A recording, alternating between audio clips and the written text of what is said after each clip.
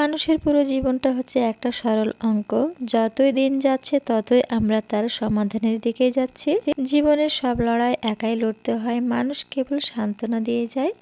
সাথে কেউই থাকে না যখন তোমার বিপদ হবে, তোমার পাশে কিন্তু কেউই থাকবে না।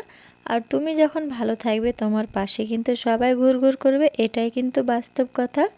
সো হ্যালো এভরিওয়ান, কেমন আছো সবাই? আশা করছি সবাই ভালো আছো, সুস্থ আছো। তো আজকের মিনি ভ্লগটা স্টার্ট করলাম একদম সকাল থেকে। তো যেহেতু আমার কালকের রাত্রের এই বাসনগুলো আমি মেজে রেখেছিলাম, তো সেইগুলো আমার তোলা হয়নি যেহেতু অনেক রাত্রি হয়ে গিয়েছিলো। কালকে রাত্রি প্রায় 10টা বেজে গিয়েছিলো। তো তাই আমি বাসনগুলো তুলে দিলাম আর টেবিলটাও সুন্দর করে মুছে তারপরে ফ্রিজে আজকে কি আছে আর কি রান্না করব সেটাই ভাবছিলাম। তো আজকে ছিল চাল কুমড়ো, আর কি করি সেটা তোমাদের সঙ্গে অবশ্যই শেয়ার করছি। তো চলো এইদিকে দেখো আমরা মা মেয়েতে বসে গিয়েছি চা খেতে। তো কালকে এত পরিমাণে মেয়ের জ্বর এসেছিলো যে আজকে আমি ওকে স্কুলে পাঠাতে পারলাম না, প্রচণ্ড জ্বর এসেছিলো। তো ওর পাপা রাত্রে ওষুধ নিয়ে এসেছে, ওকে একবার ওষুধ খাওয়ানো হয়েছে।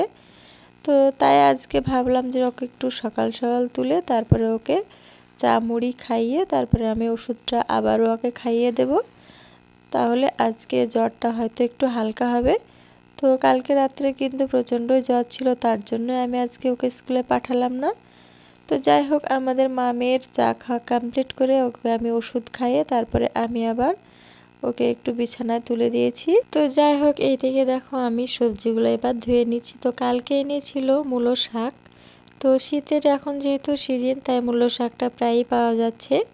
তো আমাদের কিন্তু মাঝে মধ্যেই নিয়ে আসে এই মূলো শাকটা। তো তাই আমি শাকটাকে আগে ভালো করে ধুয়ে নিয়েছি। তো তারপরে আমি মূলোগুলো পরে কেটে নেব, আর তারপরে আমি ধুয়ে নিলাম চাল কুমড়ো। তো আজকে মূলো ভাজা, চাল কুমড়ো আর দেখি কি তরকারি করা যায়। তো এই দিকে দেখো আমি উনুনে চাল কুমড়োটা বসিয়ে দিয়েছি, আর গ্যাসে আমি ভাতটাও বসিয়ে দিয়েছি, আর একদিকে ডাল বসিয়ে দিয়েছি।